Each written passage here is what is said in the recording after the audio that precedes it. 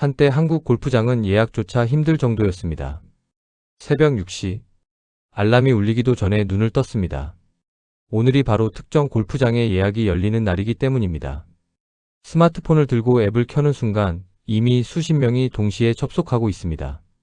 원하는 날짜, 원하는 시간대, 1초의 싸움입니다. 눈 깜짝할 사이에 주말 자리가 다 찼습니다. 서버가 느린 탓인지 경쟁이 워낙 치열한 탓인지 결국 빈손으로 앱을 닫아야 했습니다. 이것이 2020년, 2021년, 2022년 한국 골프장 예약의 풍경이었습니다. 해외여행이 막힌 상황에서 갈 곳이 없어진 사람들이 골프장으로 몰렸습니다. 원래 골프를 즐기던 분들은 말할 것도 없고 처음 골프채를 잡아보는 젊은이들까지 쏟아져 들어왔습니다. 골프 레슨을 받으려면 몇 달을 기다려야 했고 골프채는 물량이 없어서 못 샀습니다. 골프웨어 브랜드들이 날개 돋친 듯 팔렸습니다. 골프장들은 이 기회를 놓치지 않았습니다. 그린피가 올랐습니다. 조금 올린 게 아니라 크게 올랐습니다. 코로나 전과 비교하면 2배, 3배 오른 경우도 있었습니다. 그래도 사람들은 예약을 위해 달려들었습니다. 비싸도 가겠다는 사람들이 넘쳐났으니까요. 그런데 지금은 이야기가 달라졌습니다. 한국 골프장은 다시는 안 간다. 이런 말들이 나옵니다. 커뮤니티에는 골프장 바가지 경험담이 올라옵니다. 일본 골프 원정대가 늘었다는 뉴스가 나옵니다. 골프장들이 슬그머니 할인을 시작했다는 이야기가 들립니다. 왜 사람들은 한국 골프장에 분노하기 시작했을까요? 왜 골프장들은 욕을 먹기 시작했을까요? 대한민국 골프 시장에 무슨 변화가 생긴 걸까요? 오늘은 이 질문들에 답해드리겠습니다. 특정 골프장을 비방하거나 골프 자체를 비판하려는 게 아닙니다. 코로나 시절 폭발했던 골프 열풍이 어떻게 만들어졌는지, 그리고 그 열풍이 어떻게 소비자들의 분노로 바뀌고 있는지를 경제 구조의 관점에서 들여다보겠습니다. 지나친 가격과 독점 구조는 결국 소비자 이탈을 부릅니다. 골프장이 그 법칙을 피해갈 수 있었을까요? 먼저 한국 골프장이 어떻게 전성기를 맞이했는지를 이야기해야 합니다. 골프가 원래 어떤 이미지의 스포츠였는지를 기억하십니까? 오랫동안 골프는 부유층의 전유물처럼 여겨졌습니다. 회원권이 수천만 원에서 수억 원, 그린피가 수십만 원, 장비를 갖추는 것도 돈이 많이 들었습니다. 일반 직장인들이 쉽게 접근하기 어려운 스포츠였습니다. 그랬던 골프가 대중화되기 시작한 건 2010년대부터였습니다. 스크린 골프의 등장이 큰 역할을 했습니다. 비싼 그린피를 내지 않아도 실내에서 저렴하게 골프를 즐길 수 있는 환경이 만들어졌습니다. 처음 골프채를 잡아보는 분들이 스크린 골프로 시작하면서 골프를 배우는 인구가 늘어났습니다. 그리고 그 인구가 실제 필드로 나오기 시작했습니다. 그러다 코로나가 터졌습니다. 2020년부터 해외여행이 사실상 불가능해졌습니다. 해마다 여름이면 동남아로, 가을이면 일본으로 여행을 떠나던 분들이 갑자기 갈 곳이 없어졌습니다. 여행에 쓰던 돈이 남았습니다. 그 돈이 어디로 갔을까요? 골프장으로 갔습니다. 야외 스포츠인 골프는 코로나 상황에서도 상대적으로 안전하다는 인식이 있었습니다. 넓은 잔디밭에서 거리를 두고 즐기는 스포츠니까요. 그래서 해외여행 대신 골프장을 찾는 사람들이 폭발적으로 늘었습니다. 30대, 40대 젊은 직장인들이 대거 골프장으로 들어왔습니다. 이전 세대에게는 나이 들면 치는 스포츠라는 이미지가 있었는데 젊은 세대가 인스타그램에 골프 사진을 올리고 골프웨어를 패션처럼 입으면서 골프의 이미지가 바뀌었습니다. 트렌디하고 힙하고 젊은 스포츠가 됐습니다. 수요가 폭발했습니다. 그런데 골프장은 하루아침에 새로 생기지 않습니다. 공급은 그대로인데 수요가 몇 배로 뛰었습니다. 예약 전쟁이 시작됐습니다. 골프장은 코로나 시대 최고의 호황 산업 중 하나였습니다. 왜 골프장들은 그렇게 돈을 벌 수 있었을까요?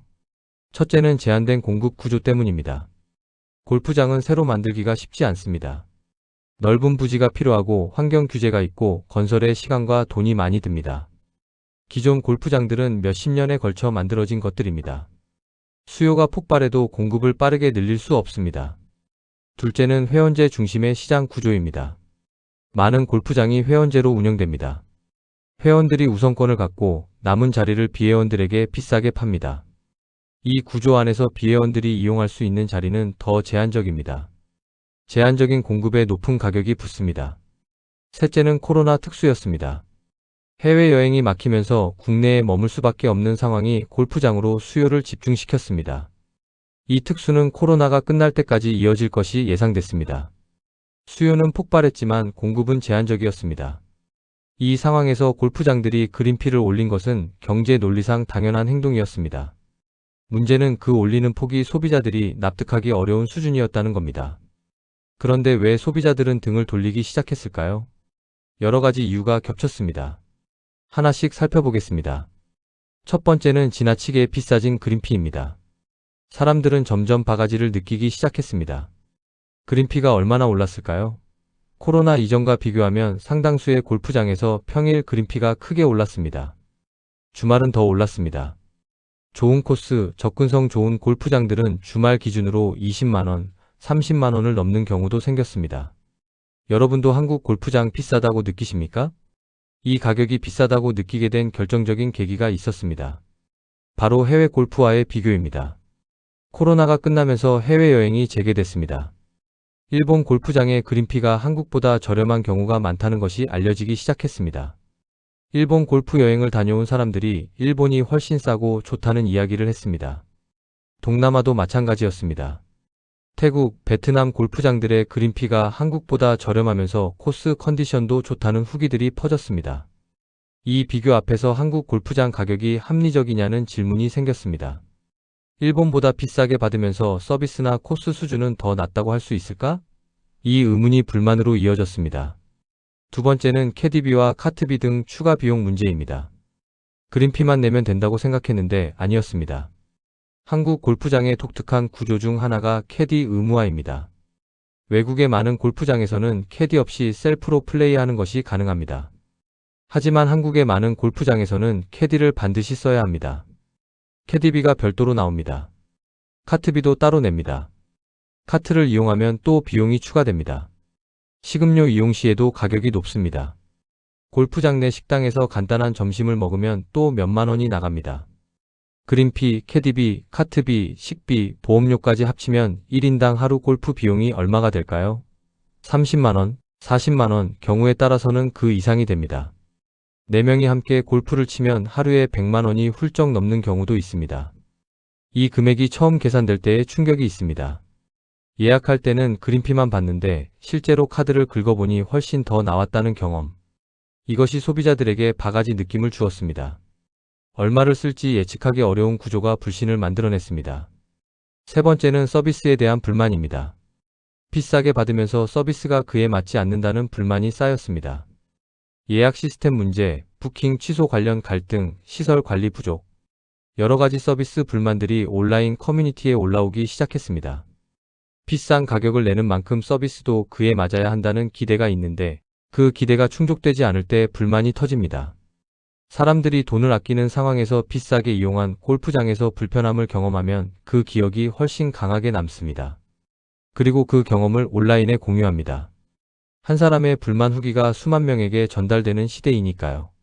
네 번째는 해외 골프 수요의 이동입니다. 사람들은 한국보다 해외가 더 싸다고 느끼기 시작했습니다. 코로나가 끝나고 해외여행이 재개되자 많은 골프 애호가들이 해외로 눈을 돌렸습니다. 일본 규슈나 오키나와의 골프장들이 인기를 끌었습니다. 비행기와 호텔까지 포함해도 한국에서 몇 번 치는 것보다 저렴한 경우가 생겼습니다. 태국 방콕이나 파타야 골프 패키지도 인기를 끌었습니다. 이 해외 골프 수요의 이동이 한국 골프장들에게 직접적인 타격이 됐습니다. 국내 골프를 즐기던 골퍼들이 해외로 떠나기 시작하면서 국내 골프장 예약이 줄어들기 시작했습니다. 다섯 번째는 경기 침체와 소비 위축입니다. 골프가 유흥비 중에서도 꽤 큰 지출입니다. 경기가 좋을 때 주머니가 넉넉할 때는 비싸도 즐겁게 치던 골프가 경기가 나빠지면 가장 먼저 줄이는 소비가 될 수 있습니다. 고금리로 대출 이자 부담이 늘면서 가계 지출의 여유가 줄었습니다. 물가가 오르면서 생활비 부담이 늘었습니다. 이런 상황에서 한번 나가면 30만, 40만 원이 드는 골프는 선택적 지출의 최상위에 위치합니다. 허리띠를 졸라매야 할 때 가장 먼저 줄이게 되는 항목 중 하나입니다. 여섯 번째는 골프 인구 성장의 둔화입니다. 코로나 시기에 폭발적으로 유입된 신규 골퍼들이 모두 계속 골프를 치는 것은 아닙니다. 골프를 한번 해보려고 시작했다가 비용과 시간이 생각보다 많이 든다는 것을 알고 그만두는 분들도 있습니다. 골프는 일회성으로 즐기기 어려운 스포츠입니다. 실력을 키우려면 꾸준히 연습해야 하고 그 과정에서 드는 비용이 적지 않습니다. 코로나 특수로 들어온 인구가 이탈하면서 골프 수요가 예전처럼 넘쳐나지 않는 상황이 됐습니다. 그런데 이미 올라버린 그린피는 쉽게 내려오지 않습니다. 일곱 번째는 결국 거품이 꺼지기 시작했다는 겁니다. 호황은 영원하지 않았습니다. 코로나 시기에 골프 특수는 어찌 보면 특별한 상황이 만들어낸 비정상적인 수요였습니다. 해외여행이 막혀서 국내에 돈이 몰린 것, 실내 활동이 제한되면서 야외 스포츠로 사람들이 몰린 것. 이 조건들이 사라지면 그 수요도 함께 빠져나갑니다. 하지만 그 수요가 있을 때 올라간 가격은 쉽게 내려오지 않습니다. 가격은 올리기 쉽고 내리기 어렵습니다. 골프장들이 그린피를 올렸을 때 그 기준이 새로운 기준이 됐습니다. 그런데 수요가 줄어드니 그 높은 가격에 손님이 채워지지 않습니다. 거품이 꺼지는 과정이 시작됐습니다. 지금 한국 골프장들의 현실은 어떨까요? 골프 시장은 지금 전환점을 지나고 있습니다. 변화의 신호가 보이기 시작했습니다. 한때 새벽부터 예약 전쟁이 벌어지던 골프장들에서 빈 타임이 생기기 시작했습니다. 주중 예약은 눈에 띄게 줄었습니다. 주말도 예전만큼 치열하지 않다는 이야기가 나옵니다. 할인 문자가 오기 시작했습니다. 한때는 가격을 올려도 예약이 꽉 찼는데 이제는 할인 프로모션을 보내야 하는 상황이 됐습니다. 특정 시간대 할인, 패키지 상품, 이벤트 요금. 이런 것들이 등장한다는 건 수요가 예전만큼 강하지 않다는 신호입니다. 골프장 업계도 위기감을 느끼고 있습니다. 전성기가 지났다는 것을 알고 있습니다. 어떻게 대응하느냐가 앞으로의 생존을 결정합니다. 이것이 단순히 골프 산업의 문제일까요? 소비자는 결국 합리적으로 움직입니다. 이것이 경제의 기본 원리입니다. 같은 돈으로 더 좋은 것을 선택할 수 있다면 사람들은 이동합니다. 한국 골프장보다 일본 골프장이 더 저렴하고 더 좋은 서비스를 제공한다면 돈이 있는 사람들은 일본으로 갑니다. 돈을 아껴야 하는 사람들은 골프 자체를 줄입니다. 이 이탈을 막으려면 어떻게 해야 할까요? 가격을 합리적으로 조정하거나 서비스를 그 가격에 맞게 높이거나 아니면 새로운 가치를 제공하거나 셋 중 하나가 있어야 합니다. 골프 산업이 이 법칙에서 예외가 될 수 없습니다. 거품 산업의 특징은 수요가 특수하게 높을 때 가격이 비정상적으로 오르고 특수가 사라지면 조정이 옵니다. 한국 골프장이 이 조정의 시기에 들어서고 있습니다. 앞으로 살아남는 골프장은 어떤 특징을 가질까요? 변화하는 시장 안에서도 잘 되는 골프장들이 있을 것입니다. 그 공통점이 보입니다. 합리적인 가격 구조입니다. 그린피의 추가 비용들을 포함해서 실제로 내는 총 비용이 예측 가능하고 납득할 수 있는 수준이어야 합니다. 소비자가 예약 전에 얼마를 낼지 명확히 알 수 있어야 합니다. 서비스의 품질을 가격에 맞게 유지하는 것입니다. 비싼 가격을 받으면 그에 맞는 서비스가 있어야 합니다. 시설 관리, 예약 시스템, 캐디 서비스, 식음료 품질. 이 모든 것들이 가격에 걸맞아야 소비자들이 납득합니다. 대중화 전략을 택하는 골프장들도 살아남을 겁니다.